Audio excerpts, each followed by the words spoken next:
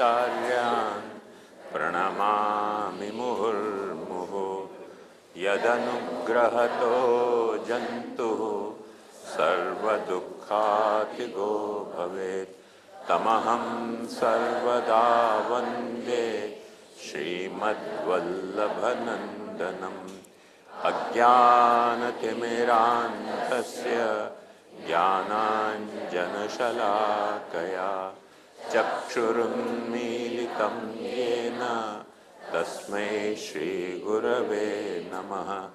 नमामि हृदये शेषे लीलाक्षीराब्धिशायिनं लक्ष्मीसहस्रलीलाभिः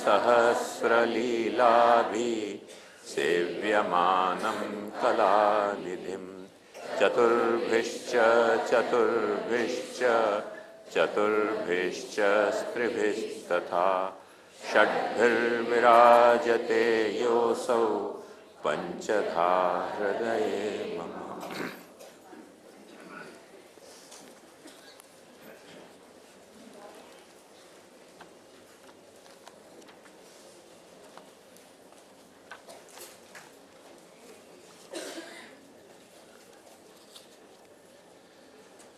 कृष्णे सर्वात्मके नित्यं सर्वथा दीनभावना अहंकारं न कुर्वीत मानापेक्षां विवर्जयेत् सर्वथा तद्गुणालापं नामोच्चारणमेव वा सभायामपि कुर्वीत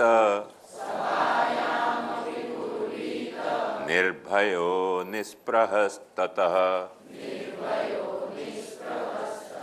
एवारे अमे वारे वलित में जे काई कहो ते वारे ए वारे अमे वारे वलित में जे काई कहो ते वारे निष्ठाति वल्लभनी वाणी अनुसरता निष्ठाति वल्लभनी वाणी अनुसरताम्ने बहिर्मुख कहो छो तो ते वारे अमे वारे वळी भी जे काई कहो ते वारे मेवा मेलववा प्रभु ने नथी सेवता वा मेलववा प्रभु ने नथी सेवता मेवाती करवी प्रभु सेवा रे प्रभु सेवा रे वળી તમે જે કાંઈ કહો તે વારે વાડીઓમાં ભક્તિના ભવાડા ગોઠવીને વાડીઓમાં ભક્તિના ભવાડા ગોઠવીને કૃષ્ણ વિક્રયના ધન નથી લેવા રે વળી તમે જે કાંઈ કહો તે વારે લક્ષ્મીના નાથના નામે ભીખ માગી લક્ષ્મીના નાથના નામે ભીખ માગી નથી કરવા મનોરથો એ વારે અમને વારે વળી તમે જે કાંઈ કહો તે વારે દેવનું છે દ્રવ્ય તે પ્રસાદ નથી લેતા દેવનું છે દ્રવ્ય તે પ્રસાદ નથી લેતા જેવો લેતા હોય તે વૈષ્ણવો કેવારે તેઓ કેવારે વળી તમે જે કાંઈ કહો તે વારે ભાગવત થી ભંડોળ ભેગું કરવા, ભાગવત થી ભંડોળ ભેગું કરવા, વડીલો તો નથી ધુંધુકારી જેવા રે, તેઓ કેવા રે વળી તમે જે કાંઈ કહો તે વારે. નાણાકીય ભાવ બાંધ્યા સેવા સામગ્રીના, નાણાકીય ભાવ બાંધ્યા સેવા સામગ્રીના, પ્રભુને નથી ત્યાં લેવા દેવા રે, પુષ્ટિ પ્રભુને નથી ત્યાં લેવા દેવા રે, વળી તમે જે કાંઈ કહો તે વારે. ગૂઢ રસ ભાવ રૂપ ઘરમાં જ સેવ્ય પ્રભુ, ગૂઢ રસ ભાવ રૂપ ઘરમાં જ સેવ્ય નથી, જાહેર કરવા જેવા રે, તે તો એવા રે વળી તમે જે કાંઈ કહો તે વારે. પોતાના તનથી ને પોતાના ધનથી, પોતાના તનથી ને પોતાના ધનથી, ઘરમાં કરવી છે કૃષ્ણ સેવા રે, કૃષ્ણ સેવા રે, વળી તમે જે કાંઈ કહો તે વારે. વલ્લભની વાણી પુષ્ટિ જીવો કેમ વિસરે, વલ્લભની વાણી પુષ્ટિ કેમ વિસરે, પડ્યા નથી એવા કાંઈ એવા રે, જેવા તેવા રે, વળી ને જે કાંઈ કહો તે વારે. અમે વારે, અમે વારે, હો અમે વારે, અમે વારે, વારે, અમે વારે, વળી તમે જે કાંઈ કહો તે વારે.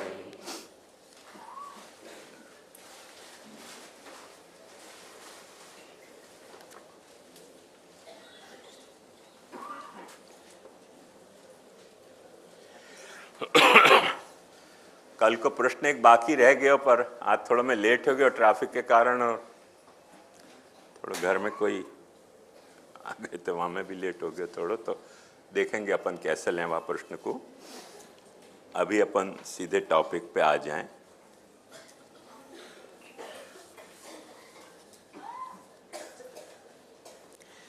कल तक जो अपन ने देखियो वहाँ में खास करके अपन ने मुख्य बात ये विचारी के अहंकार के क्या क्या स्वरूप हो सके हैं, क्या क्या पॉसिबिलिटी हो सके हैं ऑल्टरनेटिव वाके एक्सप्लेनेशन के. अपन ने साथ में ये भी देखियो जो वो शेर मैंने आपको सुनाया हो कि हकीकत या कहानी के पॉसिबल क्या वो हो सके हैं फॉर्मेशन. तो सबसे पहली बात अपन बात संदर्भ में आज शुरू करेंगे कि जैसे मैंने आपको कल बताया कि हकीकत अथवा कहानी, अथवा हकीकत और कहानी, अथवा कहानी हकीकत की कोई कहानी और वह कहानी में पाछी कोई हकीकत, वह तरीके को एक दूसरे में अंतर्भूत होने को आपसी संबंध है. और वो संबंध से अपन ये अहंकार के जितने अर्थ हैं उन सब अर्थन को लेना चाह रहे हैं.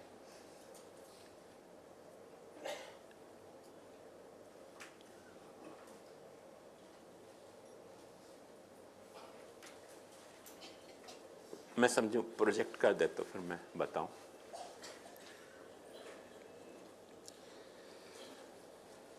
जैसे मैंने आपको वह दिन बताया, तो कल भी बताया और परसों भी बताया, तो कि जब अहंकारम न कुर्वीत, यूँ कह रहे हैं महाप्रभु जी, तो क्रिया को कुछ बहाव आ रहे हो है कि कुछ कर्म है ये जो करे है या नहीं करना चाहिए ऐसा।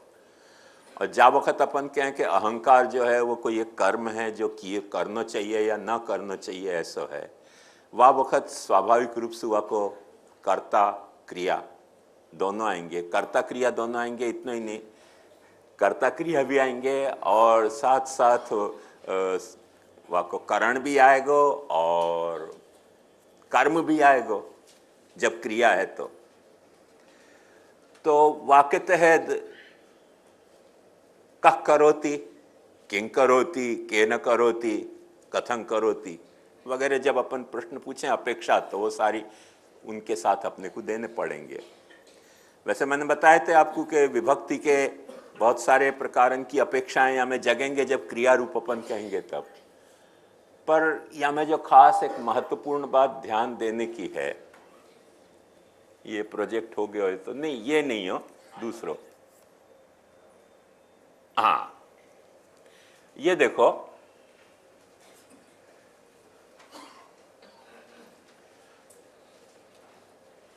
अहंकार को एक रूप उपादानात्मक हो सके है, एक रूप उपादेय हो सके है।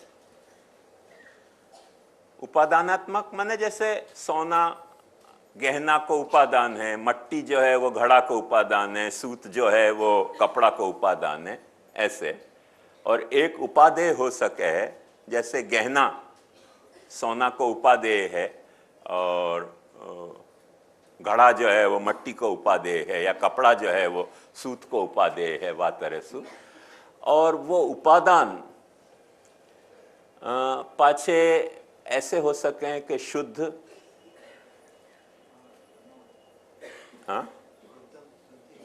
हाँ उपादान पाछे ऐसे हो सके कि वो शुद्ध कर्ता रूप भी होए अथवा क्रिया रूप भी होए।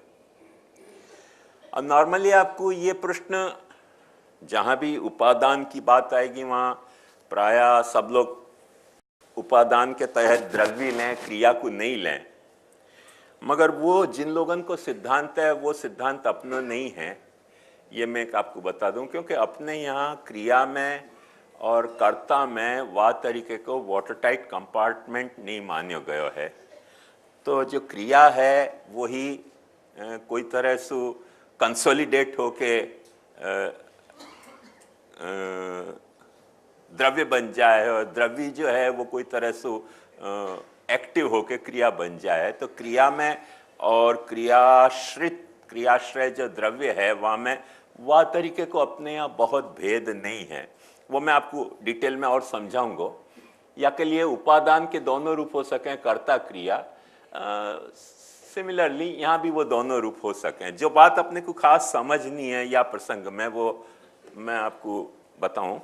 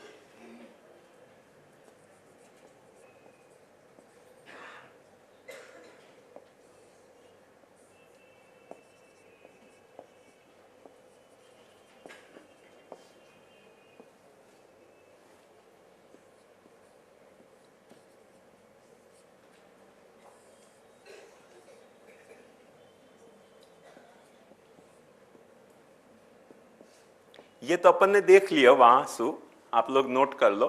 अब यहाँ में देखो, एक समझने की बात है, जो लोग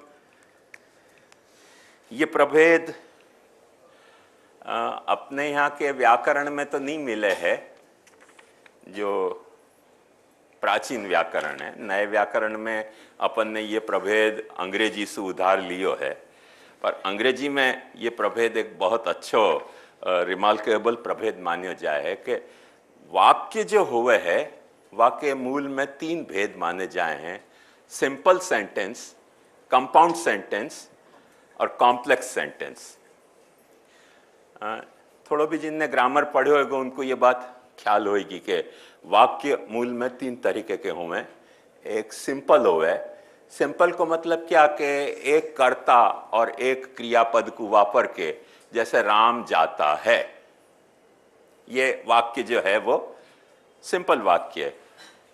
पर जब अपन यूं कहें कि राम जाता है और लक्ष्मण आता है तो ये वाक्य कंपाउंड हो गया, क्योंकि 2 वाक्य को अपन ने और लगा के जोड़ के, वैसे मूल में 2 वाक्य हैं पर और एक बीच में डाल के उन दोनों वाक्यों को अपन ने एक वाक्य बनाया, ये कंपाउंडेड वाक्य है। आयो ख्याल में? पर कॉम्प्लेक्स वाक्य कैसे हुए कि राम जो दशरथ का पुत्र है वो वनवास जाता है, तो ये कॉम्प्लेक्स हो गया। कॉम्प्लेक्स क्यों हो गया? क्योंकि वाक्य को दूसरे वाक्य से जोड़ो नहीं है, पर एक वाक्य के भीतर एक दूसरा वाक्य है, एक वाक्य के पार्ट में एक दूसरा वाक्य आ रहा है। तो एक वाक्य जो है वो होल है और वह होल को दूसरा वाक्य जो है वो पार्ट बन जाए है, तो वो एक मॉडल है। शुद्ध जब मैं यहां कह रहे हूं तो बात ध्यान से समझो कि मेरा मतलब शुद्ध और अशुद्ध वो अपरस वालों शुद्ध अशुद्ध को नहीं है। शुद्ध शुद्ध को एक मतलब अपरस वालों शुद्ध और बिना अपरस को अशुद्ध, ऐसा भी हो सके। शुद्ध को मतलब जो है वो जैसे शुद्ध सोनू, तो वो भी एक है, जब वो भी मतलब उतना नहीं है क्लियर कट। शुद्ध को मतलब हुआ है केवल, संस्कृत में शुद्ध को अर्थ संस्कृत भाषा में केवल हुए है, जो चीज अपने सिर्फ एक रूप में है, केवल है। तो जो केवल एक वाक्य है वाकु अपन शुद्ध वाक्य कहेंगे, जाकू इंग्लिश में अपन सिंपल प्रपोजिशन कह सकें वाद तरीके को। तो ध्यान से समझो या बात को कि उपादान जो है वो शुद्ध हो सके है। जब अपन उपादान शुद्ध है यो कह रहे हैं तो अपना मतलब क्या है कि कोई एक ऐसा उपादान कि जा उपादान में सु कोई कार्य को पैदा करनो हो तो कोई चीज मिलानी नहीं पड़े। आयो ख्याल में?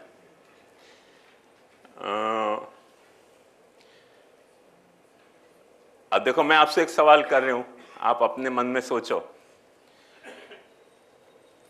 कि जैसे मट्टी से अपने को घड़ा बनाना पड़े, तो घड़ा बनने को मट्टी शुद्ध उपादान है कि नहीं? क्यों? पानी मिलाना पड़ेगा ना। पानी जब तक नहीं मिलाओ मट्टी में तब तक खाली मट्टी को घड़ा बन नहीं सके। तो घड़ा उपादान, मट्टी जो है वो घड़ा को उपादान कारण तो बने हैं पर शुद्ध उपादान नहीं है, कुछ न कुछ वहां में डालना पड़ेगा तब वह जाके उपादान बने। अपने दमखम पे मट्टी घड़ा को उपादान कारण नहीं बन सके, वैसे उपादान कारण है। आई ना बात ख्याल में? अब देखो ध्यान से देखो कि सूत को अपन कपड़ा को उपादान कह रहे हैं,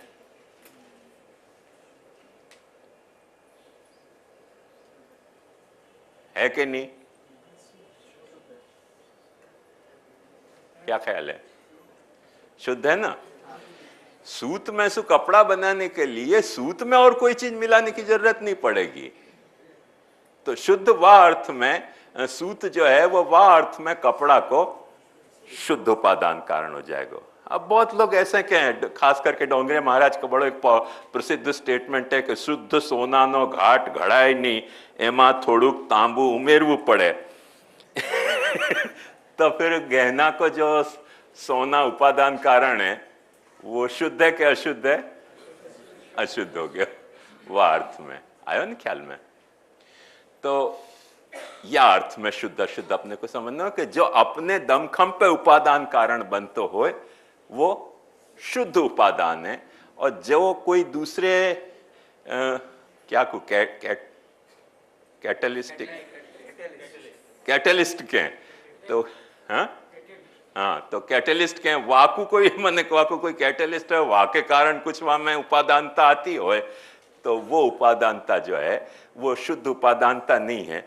वाकु अपन अशुद्ध नहीं कहेंगे, मगर मिश्रित उपादानता है, कोई के साथ मिश्र हो के और वो उपादान कारण बन रहे है।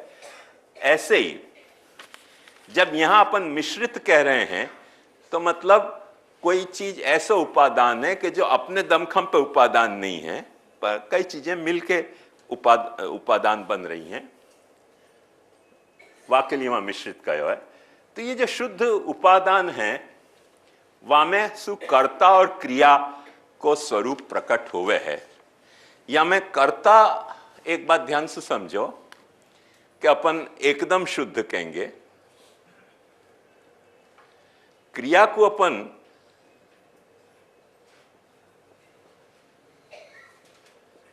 कंपाउंड कहेंगे। क्रिया को क्यों कंपाउंड कहेंगे ये भी आपको समझाऊं, क्योंकि जब कर्ता में सुक्रिया उत्पन्न भई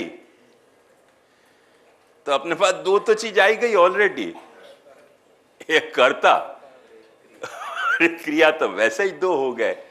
पर जरा भी अपन थोड़ा सा और एक क्रिया के स्वरूप के एनालिसिस करने जाएं तो फिर पाछे चक्कर पैदा हुए कि भाई क्रिया यदि सकर्मक है तो वह क्रिया को कर्म क्या। जैसे मैं कहूं कि मैं पुस्तक देख रहा हूं, तो एक मैं और एक पुस्तक, दो के बीच में देखने की क्रिया संपन्न हो सके। अकेले पुस्तक होए तो देखने की क्रिया संपन्न नहीं होगी, अकेलो मैं हूं तो देखने की क्रिया संपन्न नहीं होगी। तो जब देखने की क्रिया संपन्न करनी है, या मैं लड्डू खा रहा हूं, तो मिनिमम रिक्वायरमेंट एक खाने वाले की और एक लड्डू की हो गई कि नहीं। तो वह तरह से जब भी क्रिया आवे है, वाकई ये एक आवश्यकता हो जाए कि कोई मिनिमम दो तो होनी चाहिए, और फिर 10 चीज हो सके क्रिया की आकांक्षा के हिसाब से, पर मिनिमम दो तो होनी चाहिए ना जब सकर्मक क्रिया है।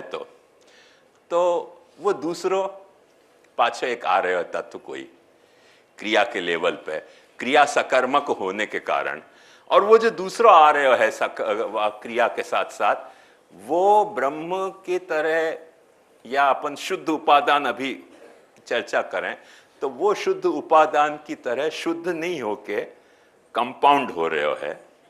पर माइंड इट, बाकी खूबसूरती ये है कि वहां अशुद्ध कुछ नहीं है, एक शुद्ध और दूसरो शुद्ध, वहां मिश्रण कुछ नहीं है, सिर्फ कंपाउंड हो रहा है। या बात को समझो, ये कंपाउंड क्यों हो रहा है वो मैंने आपको बताया, क्योंकि 2 पॉइंट के बिना क्रिया संपन्न होवे नहीं, तो कोई ना कोई चीज को कंपाउंड तो होना पड़ेगा।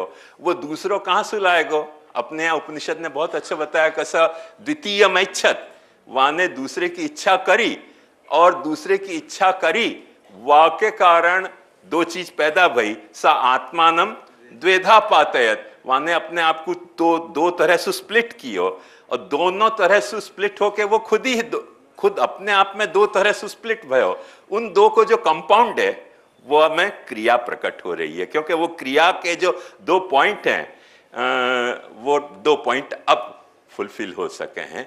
या बात को समझनी चाहिए। तो क्रिया जो है वैसे शुद्ध है, पर वो शुद्ध प्लस शुद्ध होके आने के कारण वो कंपाउंड है, ये बात मत भूलियो।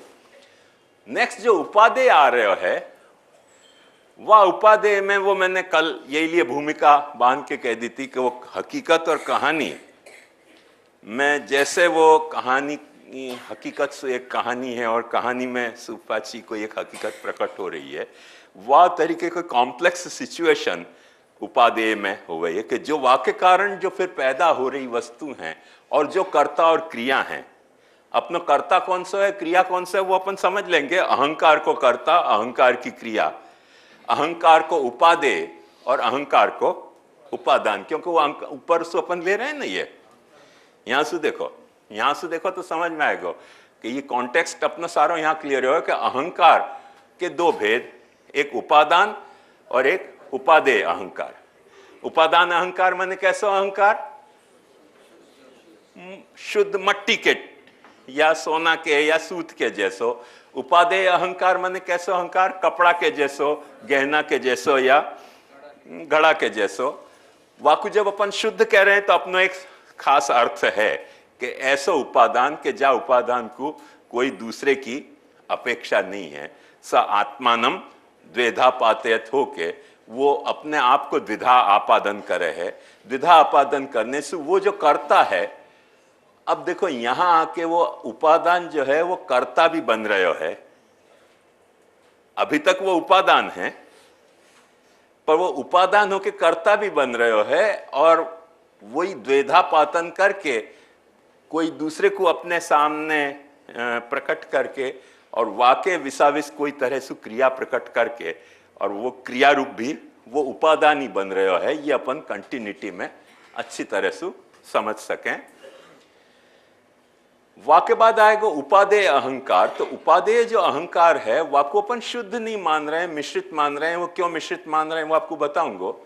वो उपादेय अहंकार कोई चीज से मिश्रित होके और पाछो कर्ता बने तो वो जो कर्तृत्व है वाको वो भी मिश्रित है, शुद्ध नहीं रह गया।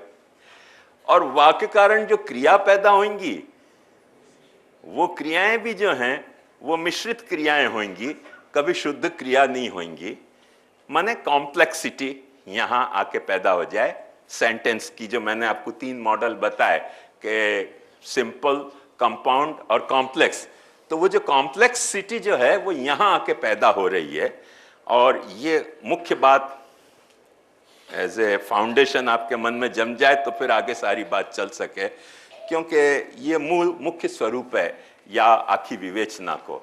और यहाँ में देखो ध्यान से समझने की एक बात यह है पाछी के जब अपन अहंकार के या तरीके के 2 रूप कह रहे हैं तो एक मॉडल की बात बता रहे हूं आपको कि हर वक्त अपने हिंदुस्तान में, भारत में या विदेश में जहां भी दर्शन या विज्ञान में भी आज जो भी समस्याएं पैदा हो रही हैं वो समस्याएं या तरीके की पैदा हो रही हैं कि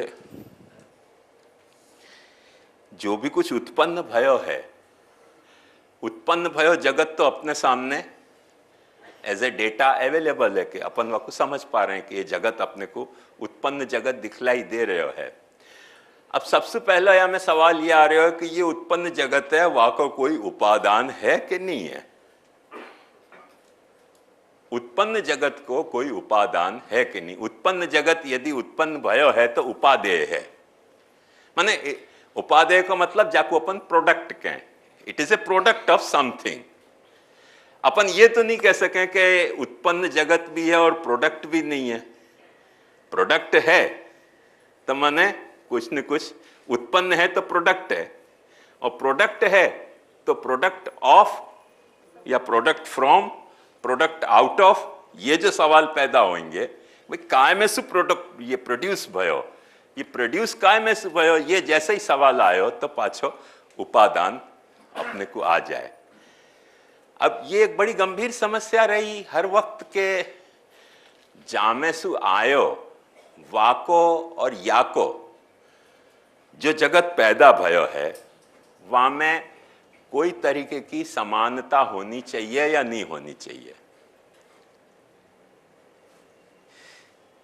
अब जैसे एक सामान्य आपको बात बताऊं कि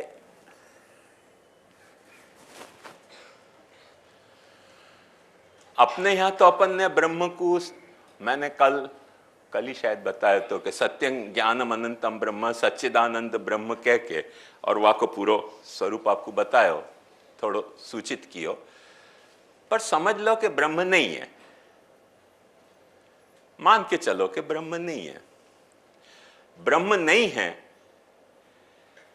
तो जो भी या जगत को उपादान है वो उपादान पॉसिबली क्या हो सके। अब एक सीधी सी बात यहां में यह है कि यदि जगत को कोई उपादान है, अब जगत का मतलब पृथ्वी मत लीजिए हो, पृथ्वी या हिंदुस्तान मत लीजिए, जगत का मतलब यूनिवर्स, आखो ब्रह्मांड। अनंत कोटि ब्रह्मांड। तो यूनिवर्स को, ब्रह्म, ये जगत को यदि कोई उपादान है तो जगत में जो भी कुछ प्रकट हो रहा है वाकई कुछ न कुछ स्ट्रेस वहां अपने को मिलने तो चाहिए ना। अब पहले ये बात बहुत अटपटी लगती थी सबको, पर आज की तारीख में अपन जान रहे हैं कि अपनी जो भी पर्सनालिटी है, अपनी जो भी डिजीज हैं, अपनी जो भी क्वालिटी हैं, साइज है, शेप है, कलर है, वह सबके जो बीज हैं वो स्टेम सेल में हैं कि नहीं है। यदि स्टेम सेल में नहीं होए तो अपने में कहां से आए? अपन कहेंगे मिश्रित होके आए, ठीक बात है, पर मिश्रित होके आए पर स्टेम सेल, यदि दो स्टेम सेल मिश्रित वही हैं ओवम और स्पर्म के तरह से, तो दो के मिश्रित होके आएगो। तो वर्स्ट कम वर्स्ट कितना प्रॉब्लम होगी अपनी कि वो एक पे जो अपन भार दे रहे थे वाके बजाय दो पे जाएगो। पर अंत में जो भी कुछ अपनों है वो कहीं न कहीं से अपने उपादान में से अपने में आ रहे हो है। अपन ऐसे तो नहीं कह सकें कि अचानक कुछ हो जाए। और ये बात अपन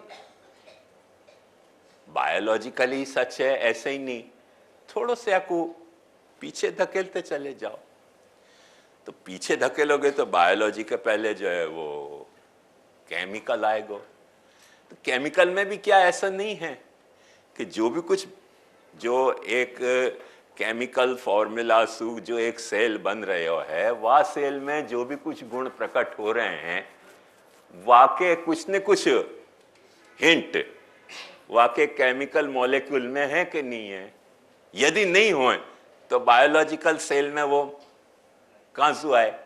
फिर पचे सवाल होएगा और पीछे धकेलो, केमिकल के बजाय फिजिकल पे जाओ। फिजिकल पे जाओगे, फिजिक्स पे जाओगे तो भी पाछो अपने को एटम मिलेगा। तो एटम के भी जो कुछ हैं वो अपन यहां तक काउंट कर सकें कि नहीं कर सकें?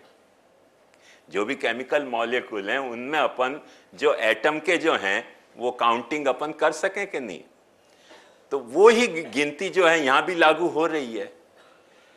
सब एटमिक में अपन जाएंगे तब भी पाछी प्रॉब्लम तो अपन पीछे धकेल रहे हैं। पर ये जो स्ट्रक्चर है कि जो कार्य में आ रहे है वस्तु, वो कारण में यदि नहीं है, उपादान में यदि नहीं है, वाकई कोई न कोई सूत्र क्रोमोसोम टाइप के, प्रकट सूत्र नहीं हो पर क्रोमोसोम टाइप के भी कोई सूत्र वाकई यदि वहां नहीं है तो वो ये गवर्न कैसे हो रहा है कि यासु यही चीज पैदा होगी और दूसरी चीज पैदा नहीं होगी। तो ये अपन फिजिक्स से लेके, सब एटमिक फिजिक्स से लेके और अपन सोशियोलॉजी तक भी या कुछ या साइकोलॉजी तक भी अपन स्ट्रेस करें तो उनमें एक कंटिन्यूअस एक कॉजेशन की एक कड़ी अपने को मिले है। अपन जैसे देख सकें कि एट्रैक्शन की बात है तो जो सब एटमिक जो स्ट्रक्चर है वहां में जैसे वीक फोर्स हुए है न्यूक्लियस के इर्द गिर्द, वो वीक फोर्स जो है वो जब वक्त बड़ा बन जाए तो ग्रेविटेशनल फोर्स बन जाए कि नहीं बन जाए। वो ग्रेविटेशनल फोर्स बन जाए तो अपन समझें कि वो बात खत्म हो गई। अरे भाई वही खत्म कहाँ हो रही है, वो बात बायोलॉजी में भी आ रही है। अपन कहें घोड़ा घोड़ा के साथ ही रहे, कोई न कोई तो अट्रैक्शन है ना। अब वो अट्रैक्शन जो है वो बायोलॉजिकल अट्रैक्शन है। अपन वहां को ग्रेविटेशनल अट्रैक्शन नहीं मानेंगे, पर घोड़ा घोड़ा के साथ रहे, चिड़िया चिड़िया के साथ रहे, ये जो अट्रैक्शन है वो अट्रैक्शन कहां से पैदा हो रहे है? कहीं न कहीं वाकई सोर्स तो पीछे तक जाने चाहिए ना। अपन और आगे बढ़ा के जाएं तो अपन सोशल अट्रैक्शन पे आवें या माने जियोग्राफिकल अट्रैक्शन पे आवें, तो उन सब में ये जो है सोर्स तो कोई न कोई अपने को मिले ही है। एक बात ये फ्रेम अपने को समझ में आ जाए कि भाई सब जगह उपादान और उपादेय में कोई न कोई को रिलेशन के बिना उपादेय में वो क्वालिटी नहीं आ सके। बहुत सरल एग्जाम्पल से समझना हो तो अपन यूं समझ सकें कि भाई यदि मट्टी लाल है तो घड़ा लाल बनेगा, यदि मट्टी सफेद है तो घड़ा सफेद बनेगो, मट्टी काली है तो घड़ा कालो बनेगो। घड़ा को जो कालोपन है वो अचानक तो नहीं आ जाएगा न कोई वाकई उपादान में वाकई सोर्स तो होने चाहिए कि नहीं। सूत यदि सफेद है तो कपड़ा भी सफेद होएगा, सूत यदि जो है वो लाल है तो कपड़ा लाल होएगा। जैसो पेड़ है, आम को पेड़ है तो वो आम के पेड़ के जो भी सूत्र होंगे वो सूत्र वाके बीज में होंगे कि नहीं होंगे, गुठली में। यदि नहीं होंगे तो वो आम के पेड़ में आए कहां सू। सीधी सी एक बात है। तो उपादान और उपादेय में या तरीके को एक आपसी संबंध, कॉमन सेंस समझ में आए। बहुत साइंस की जरूरत नहीं है, ये तो अपन साइंस अपने पास रेडीमेड एक मॉडल अवेलेबल है वाली साइंस की बात करी, बाकी कॉमन सेंस की ये बात है। बाप तेवा दिकरा सीधी से अपने बोलचाल की कहवत में वो बात उतनी स्पष्ट है कि बाप तेवा दिकरा। तो ये जो है वो मॉडलिटी तो कॉमन है ना। अब यदि ये बात थोड़ी सी अपने को क्लिक हो गए तो जो भी कोई अहंकार है, ध्यान से देखो, उपादेय में वो कर्ता को अहंकार या क्रिया रूप अहंकार, कर्तृरूप अहंकार या क्रिया रूप अहंकार, वाकई कोई न कोई सोर्स तो उपादान में होने चाहिए कि नहीं होने चाहिए। यदि उपादान में अहंकार नहीं होए तो उपादेय में अचानक प्रगट्यो कहां सु आयो न ख्याल में, प्रगट्यो कहां सु ये तो खुलासा करना पड़ेगा। अब देखो दो पॉसिबिलिटी हैं। एक पॉसिबिलिटी है कि उपादान में नहीं हतो, पर उपादान में जा तरीके को कॉम्बिनेशन भयो, वा तरीके के कॉम्बिनेशन के कारण वो एक एडिशनल क्वालिटी उपादेय में प्रकटी। एक थियरी ये हो सके कि ओरिजिनली उपादान में कोई अहंकार नहीं हतो, पर उपादेय में, अब अपन उपादेय अहंकर्ता कौन है अपन अपने आप को समझ लें। ये उपादेय अहंकर्ता अपन अपने आप को समझ लें कि अपन सब उपादेय अहंकर्ता हैं, क्योंकि अपन प्रोडक्ट हैं। विश्व में जो भी कुछ है वहां में अपन एक प्रोडक्ट हैं, और वह प्रोडक्ट रूपी अपन अहंकार कर रहे हैं कि मैं हूं। हर एक को अपना अपना अहंकार है, तो अपन अहंकार कर रहे हैं कि हाँ मैं हूं, और मैं हूं ये जो मेरा अहंकार है, ये अहंकार प्रोडक्ट यदि होए तो या के सोर्स कोई न कोई वाकई उपादान में होने चाहिए। अब वो वही बात मैं बता रही हूं, वही बात डिस्कस कर रहे हूं कि एक पॉसिबल वाको ये स्टैंड हो सके कि उपादान में अहंकार नहीं है तो, पर उपादेय में अहंकार आयो कोई कारण सु, कोई चीज के भेलसेल के कारण। जैसे अपन समझ सकें कि तरल होने को स्वभाव ना हाइड्रोजन में है ना ऑक्सीजन में है, पर वाटर के मॉलिक्यूल में तरल होने को स्वभाव आ गयो। अब वो उपादेय में आयो पर उपादान में नहीं है। एक ये मॉडल हो सके है कि उपादेय में अचानक अहंकार आ गयो है और वो उपादेय की ही कोई स्पेसिफिक क्वालिटी है, उपादान में वो अवेलेबल नहीं है। और एक इंटरप्रिटेशन ये भी हो सके कि नहीं उपादेय में है तो कहीं ना कहीं वाको सोर्स उपादान में भी होना चाहिए।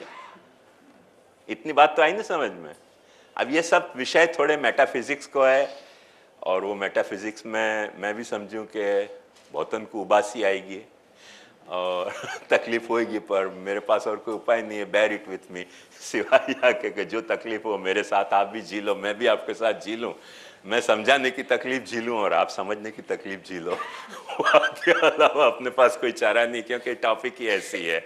आज जो अपन जहाँ मुकाम पे आए हैं या टॉपिक में, वो जंक्शन ऐसा ही जंक्शन है कि जहाँ या तरीके को ही टॉपिक अपन को डिस्कस करनी है, क्योंकि अंत में अहंकार अपने को समझना है जा तरह से महाप्रभु जी ने समझा रहे है, और महाप्रभु जी ने जा तरह से उपनिषद, गीता, भागवत वगैरह के आधार पर समझाया है। तो अपन आज अब वाकू दाग बार हफ्ता को आज तेरे कूचे से इस तरह खींच के लाए कि जी जानता है। तो आज अपन वह टॉपिक को यहाँ लाए हैं कि जब महाप्रभु जी और गीता और उपनिषद वगैरह के आधार पर अपन अहंकार को पूरा स्वरूप क्या है वो समझें।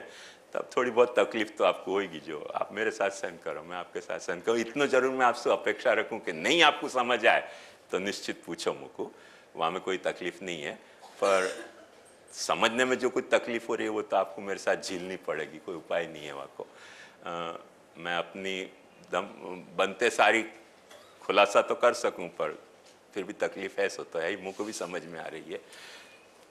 शायद बोरिंग भी हो सब्जेक्ट, वो भी समझ में आ रहा है। अब मुझको तो ये बोर नहीं लगे क्योंकि मुझको अहंकार है कि मैं बोल रहे हूँ। थोड़ा सा आप भी अहंकार डेवलप करो कि सुन रहे हो तो आप भी बोर नहीं होगे। पर यदि आप में अहंकार नहीं आयो तो नेचुरली बोर होना स्वाभाविक है, वो मैं समझ सकूं सिंपैथेटिकली आप लोगों के प्रति। तो या में समझने की बात यह है कि ये अहंकार सिर्फ उपादेय में प्रकट भयो है या उपादान में भी अहंकार है, या जंक्शन पे अपन को विचार करने को है। और या में एक सीधी सी बात, अपना शास्त्र क्या कह रहे हो है वो तो अपन देखेंगे ही, पर वह देखने से पहले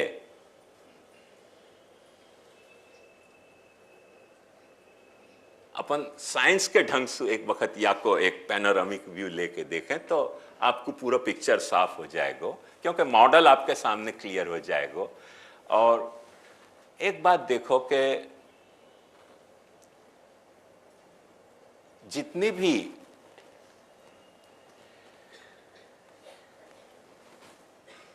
माने सब एटमिक लेवल से लेके और मे बी साइकोलॉजी तक ले लो, इकोनॉमिक्स तक ले लो, जहां तक लेनो है स्ट्रेच करके लेनो है लो, जो भी कुछ एक यूनिवर्स के उत्पन्न होने की, स्थित होने की, बढ़ने की प्रोसेस को साइंस ने इवोल्यूशन मान्य है कि नहीं मान्य है। डार्विन ने तो बायोलॉजिकल इवोल्यूशन को भी सिद्धांत स्थापित किया, पर हर जगह साइंस ने इवोल्यूशन मान्य है कि नहीं। इवोल्यूशन माने विकास, जो चीज बीज में है वह बीज को वृक्ष के रूप में विकसित होना, वह का नाम इवोल्यूशन, इवॉल्व होना, इवोल्यूशन मान्य है कि नहीं। अब देखो एक दो या में अंतर हुए हैं। कई साइंटिस्ट लोग तो नहीं कहे हैं ऐसे, पर जो साइंटिफिक फिलोसोफर हैं, दो एक अलग ब्रांच है, साइंस एक अलग ब्रांच है और साइंटिफिक फिलोसफी एक अलग ब्रांच है। वो साइंटिफिक फिलोसफी में बहुत सारे कॉम्प्लेक्स आइडिया वाले लोग आ जाते हुए हैं और वो शुद्ध साइंस नहीं रह जाए, वो मिश्रित साइंस हो जाए। अशुद्ध नहीं कहूँगा पर मिश्रित साइंस हो जाए, क्योंकि जो जा बायस आयो हो वह तरह से वो साइंटिफिक फिलोसफी घड़े है। और बहुत सारे ऐसे साइंटिफिक फिलोसफर जैसे फ्रिट्ज ऑफ कापरा है वगैरह वगैरह, बहुत सारे हैं, एक नाम नहीं है, 25 नाम है वह फील्ड में, साइंटिफिक फिलोसफी के फील्ड में।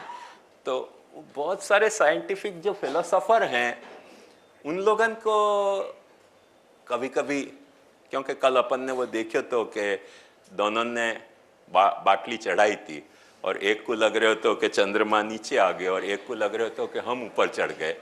तो वो दोनों तरह के अहंकार हुए हैं, पेसिमिस्टिक और ऑप्टिमिस्टिक। वह तरह से साइंटिफिक फिलोसोफर्स में भी या तरीके के पेसिमिस्टिक या ऑप्टिमिस्टिक अहंकार हुए हैं। वह के कारण जा वक्त तो फिलोसफी घड़े हैं, साइंटिफिक फिलोसफी, तो वहाँ में दोनों तरह के संप्रदाय चल रहे हैं, बल्कि और ज़्यादा तरीके के संप्रदाय चल रहे हैं, पर मिनिमम दो तरह के संप्रदाय तो वहाँ चले ही हैं साइंटिफिक फिलोसफी में। तो वहाँ में कुछ साइंटिफिक फिलोसोफर्स यहाँ कहें कि ये जरूरी नहीं है कि इवोल्यूशन हो रहा है। क्यों जरूरी नहीं है इवोल्यूशन?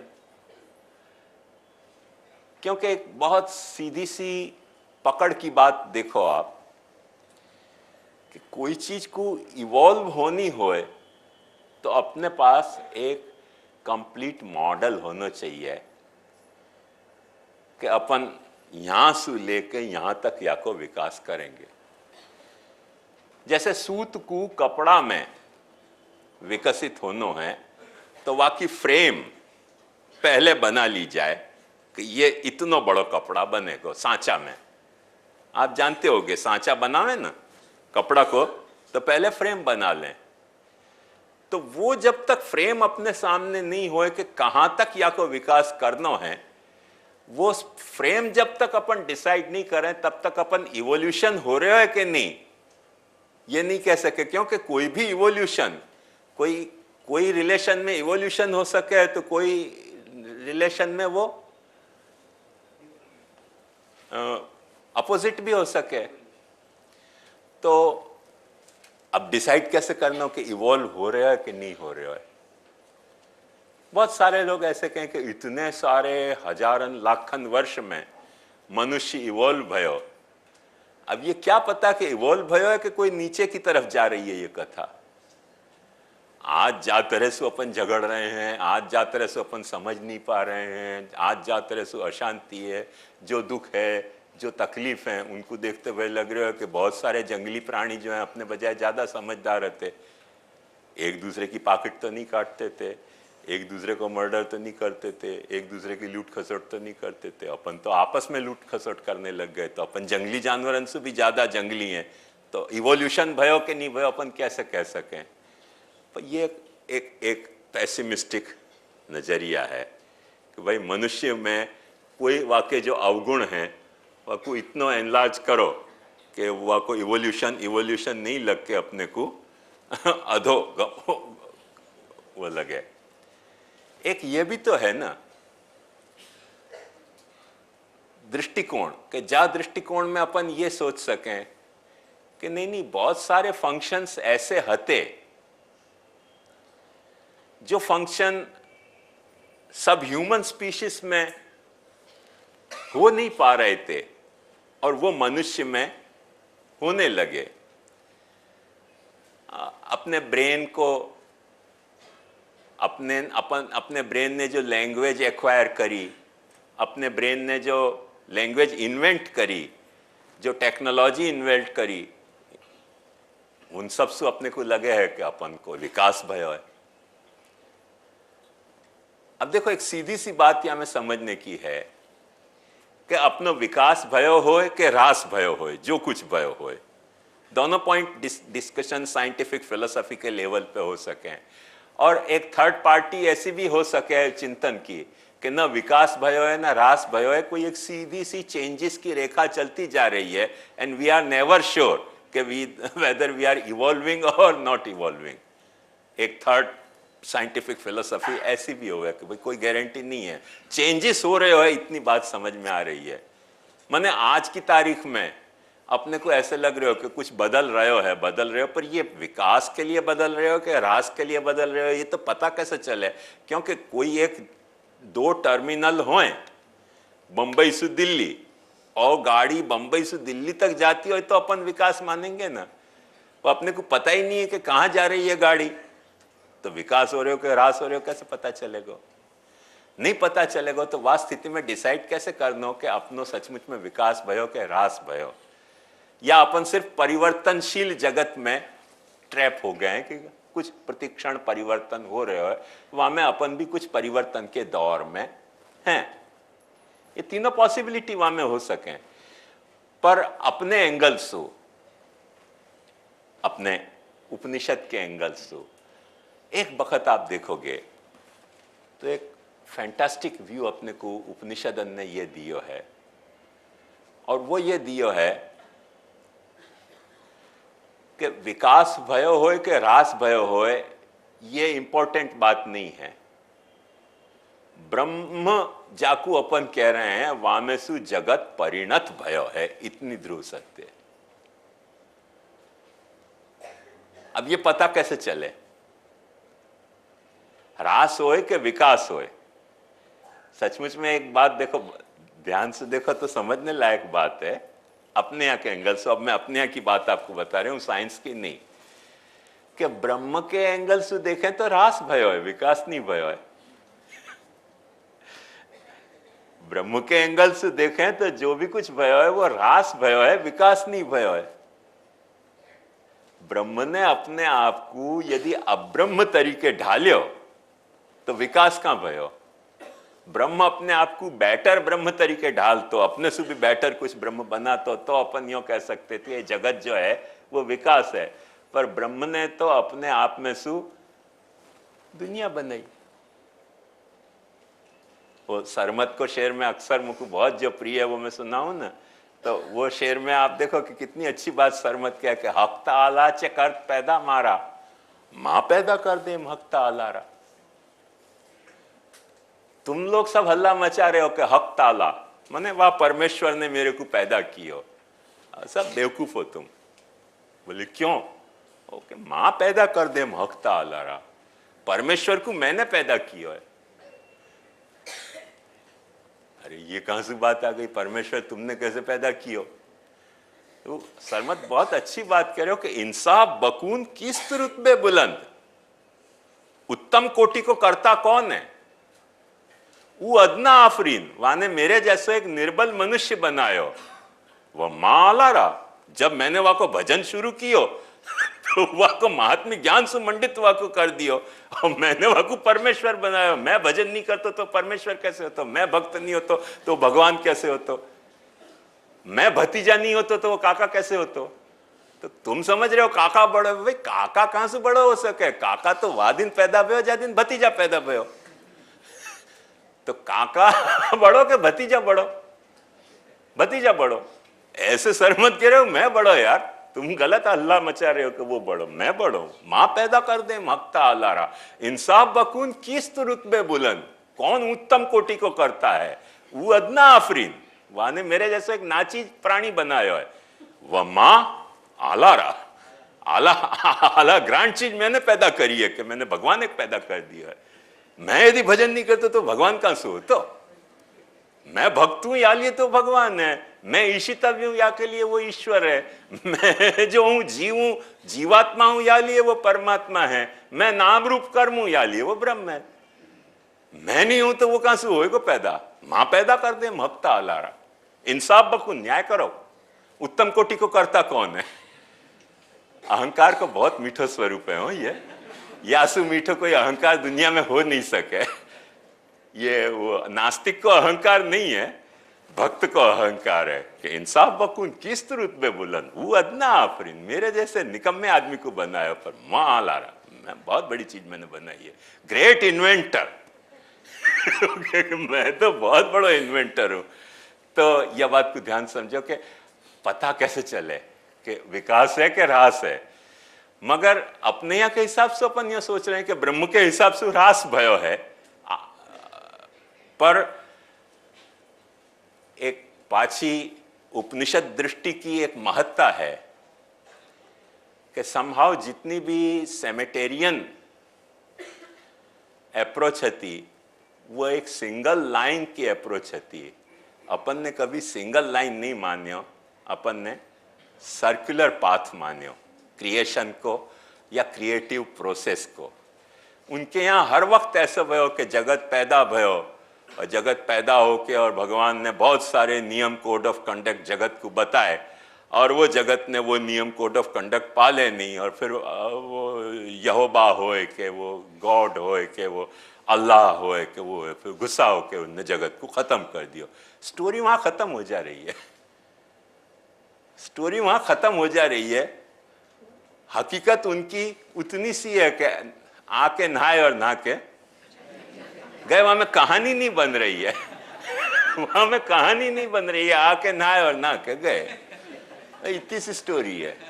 अपने यहाँ कहानी बन रही है, अपने यहाँ कहानी बन रही है बिल्कुल वही तरह से के माँ की कूक से कब्र का रास्ता दूर नहीं, पर चलते चलते एक जमाना लगता है। वह तरह से अपने यहाँ कहानी बन रही है कि या तरह से निरंतर जो है वो ईश्वर में से जगत पैदा होते रहे है, निरंतर जगत ईश्वर में स्थित रहे है, और निरंतर जगत जो है वो ईश्वर में लीन होते रहे है। या साइकिल, ये साइकिल जहां चले है वाकू अपन ब्रह्म के हैं। तो अपना जो पाथ है क्रिएटिव प्रोसेस को, वो सर्कुलर है, स्ट्रेट लाइन को नहीं है। या बात को समझो तो जा वक्त सर्कुलर पाथ है वह वक्त विकास और ह्रास के क्वेश्चन ठीक गए। तुम झगड़ते रहो, ब्रह्मज्ञानी ने मुक्ति मार्गी स्वप्ने नहीं व्यवहार। अपने उनसे कोई व्यवहार ही नहीं है। ये सारी प्रॉब्लम तुमको क्यों खड़ी हो रही है कि तुमने क्रिएटिव प्रोसेस की स्ट्रेट लाइन मानी करके ये प्रॉब्लम भाई। अपने यहां ये प्रॉब्लम क्यों नहीं खड़ी हो रही है, वहां को सीधो सो कारण समझो कि अपन सर्कुलर पाथ मान रहे हैं। यतो वा इमानी भूतानि जायन्ते, अजायंत नहीं, ये न जातानि अजीवंत नहीं, ये न जातानि जीवंती, यत प्रयंती अभिसंविशंति तद विजिज्ञासस्व तद ब्रह्म। याद तरह से जो निरंतर चलतो रहे तो ना ह्रास है या में न विकास है। कहां से तुम देख रहे हो, जहां से देख रहे हो, सरमद के एंगल से देख रहे हो तो विकास है। और वही पाची बात आ गई ना वो दो बाटली बाजन की, तुम यदि निराशावादी हो तो ह्रास है और तुम आशावादी हो तो